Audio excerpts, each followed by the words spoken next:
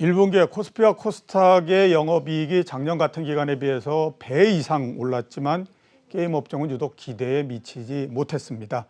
인건비 상승이 가장 큰 요인이다라고 얘기를 하는데 그 얘기대로라고 하면 별달리 걱정할 일은 없지 않을까라는 생각이 듭니다.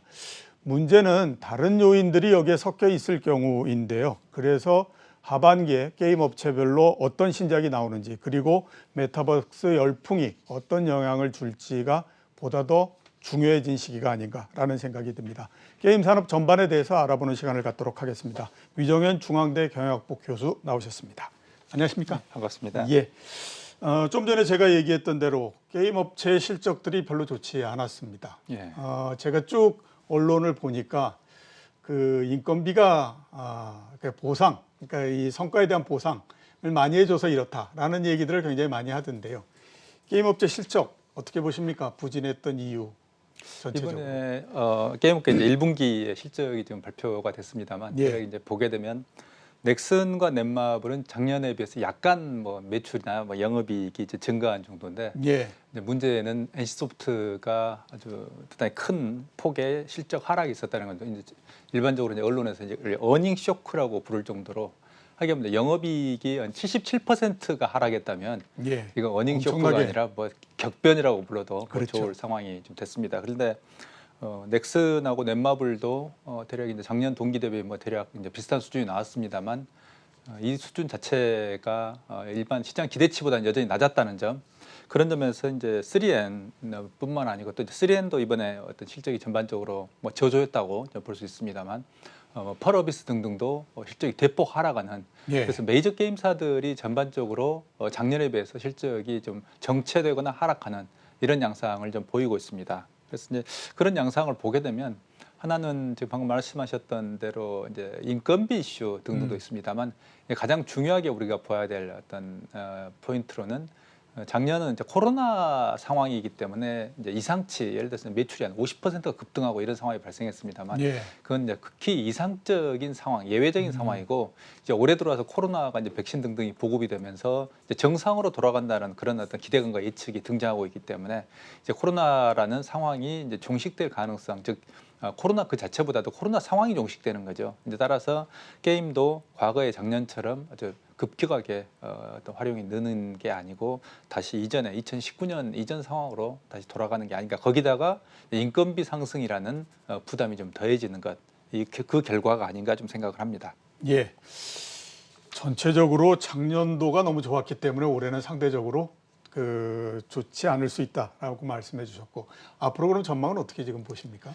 앞으로 올해 이제 정상화가, 코로나가 이제 정상화가 된다면, 향후에는 이제 일단 이제 좀 우려하고 있는 것들이 2018년, 2019년 상황이 좀 되게 되면, 전체적으로 산업은 성장을 하고 있었습니다만 성장률이 떨어지는 상황이었습니다. 예. 그게 2020년에 만약 이제 코로나라는 상황이 없었다면 성장률은 계속 이제 떨어졌을 텐데, 이 코로나라는 아주 특이하고 이상적인 상황이 생기면서, 그리고 이제 어떤 재택근무나 격리, 그러니까 사람들이 외출이 통제되는 상황에서 집에서 뭔가 할 수밖에 없는 상황에서 결국에는 게임에 이제 집중적으로 이제 이 유저들이 몰려들었던, 그리고 신규 유저가 대거 게임으로 진입했던 이런 특이한 상황이었습니다. 그렇다면 그런 코로나 상황이 정리가 된 다음에는 어떻게 될 것인가라면, 이제 비정상적인 그런 상황들이 정상으로 돌아가는, 예. 그러면 다시 성장률이, 새로운 어떤 우리가 글로벌 시장도 그렇고 신작 등등을 통해서 공격적으로 IP 개발을 하고 공격적으로 마케팅, 공격적으로 해외 진출을 만약에 한다면 다시 성장에 어떤 불을 붙일 수 있지만, 만약 그렇지 못하고 지금처럼 게임 산업 전체가 보수화되는 경향을 띠게 된다면 결국 성장률이 떨어지거나 정체되거나, 최악의 경우는 성장률이 어떤 마이너스가 될 수도 있는 그런 상당히 위험한 상황에 와 있다는 것을 말씀드릴 수 있습니다. 예. 원래 구조로 돌아오면 그 이익이나 이런 것들이 괜찮을 거다라고 말씀하셨는데, 그러면 중요한 것이 뭐냐면 기대되는 신작이 있느냐 하는 겁니다.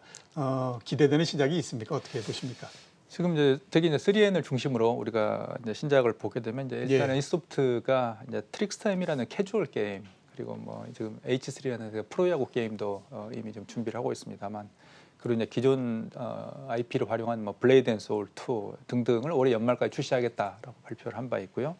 넷마블 같은 경우는 이제 기대작입니다만 제2의 나라라는 네, 새로운 형태의 어떤 게임을 지금 준비를 하고 있고 넥슨 같은 경우도 뭐 카트라이더 트리프트라든지 뭐 커츠페리라든지 이런 새로운 게임들을 과거에 이제 지난 한 1년 동안 새로운 게임들을 많이 출시를 못했기 때문에 향후에 좀 공격적으로 게임을 좀 출시하겠다라는 계획을 가지고 있습니다만 여기서 이제 여전히 우려스러운 상황은 이제 기존의 IP를 활용하는 형태가 여전히 많다는 점이 대단히 우려스러운 상황입니다. 그래서 우리나라의 어떤 메이저 게임사들은 뭐 3M뿐만 아니고 예를 들어서 펄어비스라든지 뭐 크랩톤 상장이 예정되는 크랩톤도 마찬가지입니다만 결국은 신규 IP를 어떻게 공격적으로 많이 만들어내는가가 장기적으로 게임 산업의 발전을 결정하는 키라고 해도 과언이 아닙니다. 네, 그런 점에서 과거처럼 이제 소위 말하는 IP 우려먹기에 그치는 게 아니고 신작 IP를 본격적으로 개발하는 게 필요한데 어쨌든 올해 이제 하반기까지 연말까지 많은 게임들을 개발하겠다고 이미 선언을 했기 때문에 과연 이제 게임사들이 그 약속을 좀 지키는가 우리가 좀 지켜볼 필요가 있을 것 같습니다. 예, 하반기까지 새로운 IP에 의한 신작을 많이 개발하겠다라고 얘기했으니까 우리 시청자분들도 한번 좀 잘 지켜보셨으면 하는 생각이 들고요. 메타버스 과히 열풍이다라는 생각이 듭니다. 그리고 게임 업체들이 여기에 또 어떻게 생각하면 가장 좀 적합한 그런 사업 구조를 갖고 있지 않나라는 생각도 들거든요. 메타버스에 따라서 게임 업체는 어떤 영향을 받을 거라고 지금 보십니까? 메타버스에서 이제 이제 정의에 이제 게임은 가장 중요한 이제 핵심 컨텐츠로 우리가 이제 볼 수가 있겠습니다. 예. 메타버스의 이제 주요한 어떤 그 플레이어로 본다면 그리고 주요하게 어떤 메타버스 세계에서 불을 붙였던 가장 중요한 어떤 컨텐츠가 로블록스입니다. 로블록스는 이제 10대들의 놀이터 그래서 전 세계에 미국 같은 경우는 벌써 초등학생의 거의 한 60%가 가입이 돼 있다고 그러고 하지만 또 로블록스의 특징이 뭐냐면 초등학교 졸업하면 다 떠나간다는 겁니다. 그런 점에서 글로벌 초딩들의 놀이터, 초딩은 좀 그렇고 초등학생들의 놀이터 이렇게 좀 불리고 있습니다만, 근데 로블록스 내부를 잘 들여다보면 이게 이제 게임의 요소가 상당히 많이 들어가 있다는 점, 이게 과거에 이제 메타버스라고 똑같이 불렸던 세컨 라이프하고 좀 다른 점입니다. 예. 그래서 유저들이 지금 화면에 나오고 있습니다만 자유롭게 사실 저런 게임들이 좀 엉성합니다. 그래서 기존의 어떤 게임사들이 내놓은 게임에 비하면 예. 다행히 수준이 낮고 진짜 좀 엉성하지만 그렇긴 하네요. 그리고 오래 안 합니다. 그래서 예. 들어가서 한두 번 해보고 또는 그래서 로블록스 같은 어떤 메타버스의 특징이 뭐냐면 초등학생들이 뭐 놀이터에서 놀듯이 친구들이 우르르 한 뭐 대여섯 명 몰려가가지고 이 게임 저 게임 하면서 예. 그러니까 온갖 뭐 사고를 치고 놀듯이 뭐 놀이터에서 놀듯이 그런 형태의 어떤 게임을 하는 건데요. 이제 그런 한단한 게임적 요소를 도입하면서 로블록스가 대단히 이번에 이제 상장이 됐습니다만. 엄청난 어떤 각광을 좀 받게 됐고 예. 또 하나 이제 게임의 측면에서 이제 메타버스에 접근하는 케이스는 포트나이트가 있습니다. 포트나이트는 이제 흔히 FPS 즉 슈팅 게임, 총쏘기 게임이라고 불리죠. 이제 그런 하나의 장르입니다만 뭐 글로벌리 엄청나게 이제 성공한 게임입니다만 포트나이트의 그런 어떤 메타버스적 요소 즉 로블록스처럼 사람들이 모여가지고 뭔가의 가상의 공간에서 이벤트를 할 수 있는 그래서 이번에 이제 코로나 사태 때 포트나이트에서 공연을 하거나 예를 들어 우리나라는 BTS 등등 있습니다만 뭐 공연을 하거나 새로운 어떤 뮤직비디오를 발표하거나 해서 전 세계 유저들을 열광시켰던 하나의 케이스가 중요한 케이스가 나왔습니다. 그래서 게임이라는 게 메타버스의 중요한 플랫폼이 될 수 있다는 것을 바로 이제 포트나이트가 보여줬습니다. 그러니까 로블록스는 메타버스라는 어떤 출발에서 게임적 요소를 강화해 왔던 즉 게임적 요소를 흡수해서 하나의 성공했던 케이스라고 생각한다면 반대로 포트나이트는 순수하게 게임으로 출발해 가지고 메타버스의 요소를 흡수함으로써 그러니까 양자 공통적으로 그 교집합은 게임이라는 게 있는 것이죠. 예. 그런 점에서 향후 게임이라는 건 중요한 어떤 메타버스적인 플랫폼 즉 메타버스가 아니라 메타버스의 플랫폼으로서 기능할 수 있는 큰 가능성을 이번에 입증해 주었다 이렇게 볼 수가 있겠습니다. 예, 알겠습니다. 국회에서 확률형 아이템 조작 의혹을 제기를 했고 그에 따라서 지금 뭐 조사도 진행되고 있고 그런 것 같거든요. 우선 확률형 아이템 조작 의혹이라는 것이 어떤 겁니까?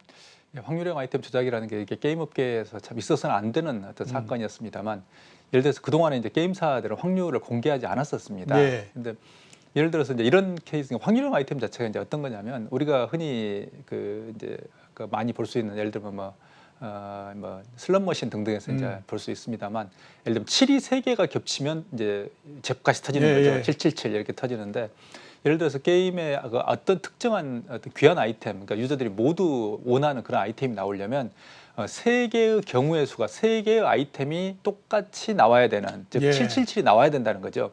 근데 그 중에서 이번에 특히 넥슨이 문제가 됐던 게 두 개의 7은 나오는데 세 번째 7이 안 나온다는 안 걸 나온다. 이번에 이제 넥슨이 인정을 할 수밖에 없는 상황에 몰린 거죠. 조사해 보니까 결국 없었던 거죠. 예, 근데 예. 유저들은 그러면 뭐냐면 그동안에 세 개의 어떤 확률 777이 나온다고 이야기를 그동안 했던 건 뭐냐라고 이제 하는 항의가 이제 빗발치게 됐고요. 그리고 결국은 그런 어떤 이슈가 맞물리면서 각 게임사들의 어떤 확률을 공개를 해야 된다라는 또 요구가 빚어졌고, 그게 이제 트럭 시위라는 형태로 전례 없이 어떤 유저들이 적극적으로 항의 운동을 벌이는 이런 사태, 예. 그러니까 유저들이 반란이라고 볼 수도 있습니다. 예. 그런 사태가 좀 발생을 했었습니다만, 그래서 국회에서 이제 공정위에 고발을 하고, 그래서 특히 이제 넥슨의 공정위에 현장 조사를 받고, 그리고 나머지 이제 게임사들도 지금 조사를 좀 받고 있습니다만, 전체적으로 게임 산업 자체가 이런 확률의 어떤 객관성과 정확성 그리고 신뢰에 대해서 엄청나게 지금 의문을 제기하고 있는 이런 상황입니다. 하지만 이제 이런 점에서 좀 재미있었던 게 이번 이제 실적 부진과 관련돼서 넥슨은 확률형 아이템 논란이 매출에 영향을 미쳤다는 걸 인정을 했습니다.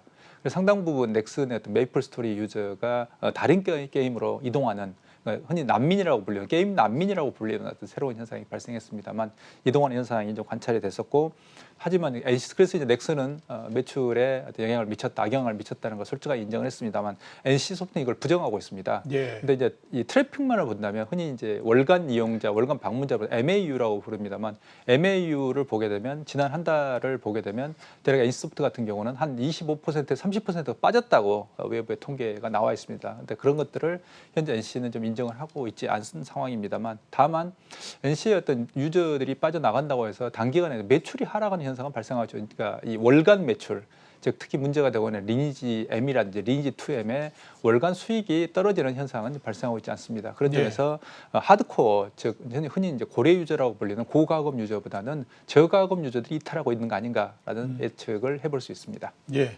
앞으로 신뢰성 문제 때문에도 이 부분은 뭔가 명확히 좀 돼야 되지 않을까라는 생각이 좀 드네요. 예, 그래서 예. 확률을 정확하게 좀 공개하고 문제가 됐던 부분은 유저들에게 정말 진정어리 사과를 하는 게 정말 필요합니다. 게임 산업의 장기적 발전을 위해서. 예. 중국 관련해서 한번 좀 여쭤보도록 하겠습니다. 새로운 판호가 발급될 거다라고 기대를 했었는데 중국이 새로운 채점 제도를 도입하면서 판호 발급이 어려워졌다라고 하는 전망이 있습니다. 어떻게 지금 보십니까?